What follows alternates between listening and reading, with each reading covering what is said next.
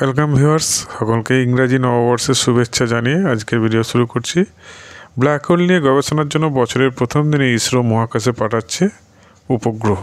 সে সম্পর্কে বিস্তারিত জানবো। তার আগে যারা চ্যানেলে প্রথমবার এসছে অনুরোধ করবো চ্যানেলটিকে সাবস্ক্রাইব করে পাশে থাকা বেল আইকনে ক্লিক করে অল নোটিফিকেশান অন করে দাও। এই ধরনের ভিডিওগুলি সবার আগে তোমাদের কাছে পৌঁছে যাবে।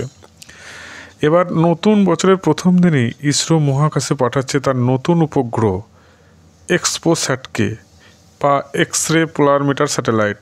সোমবার সকাল 9:10 সেটি মহাকাশে পাড়ি দেবে শ্রীহরিকোটার সতীশ ধাওয়ান স্পেস সেন্টার থেকে। এই এক্সপোস্যাটের সফল উৎক্ষেপণ হলে ভারত হবে দ্বিতীয় দুনিয়ার দেশ যার একটি এক্স পোলার মিটার স্যাটেলাইট মহাকাশে থাকবে। এটি ভারতের মহাকাশ অবজারভেটরি। মহাকাশ থেকে এটি ব্ল্যাক হোল নিয়ে নানা ধরনের তথ্য পাঠাবে। আমরা এই ব্ল্যাক হোল সম্পর্কে অনেকেই এখনও এর সম্পর্কে কিছুই জেনে উঠতে পারেনি। সে সম্পর্কে অনেক কিছু তথ্য পাঠাবে এই স্যাটেলাইট। এরকমই একটি স্যাটেলাইট রয়েছে মার্কিন যুক্তরাষ্ট্রের হাতে। 2021 সালে এটি মহাকাশে পাঠিয়েছে নাসা। মূলত ব্ল্যাক হোল বা কৃষ্ণ গহ্বর নিয়ে গবেষণা করবে এই এক্সপোস্যাট। এক্স-রে ফোটন ও তার পোলারাইজেশন ব্যবহার করে এক্সপোস্যাট কৃষ্ণ গহ্বরের তথ্য সংগ্রহ করবে। এছাড়াও এক্সপোস্যাটের গবেষণার তালিকায় রয়েছে সুপারনোভা, নিউট্রন স্টার ও মহাকাশের 50টি উজ্জ্বল জ্যোতিষ্কণি।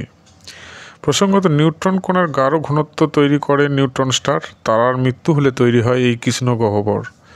এর আকর্ষণ শক্তি এতটাই বেশি যে এর মধ্যে দিয়ে কোনো আলো পর্যন্ত প্রবেশ করতে পারে না।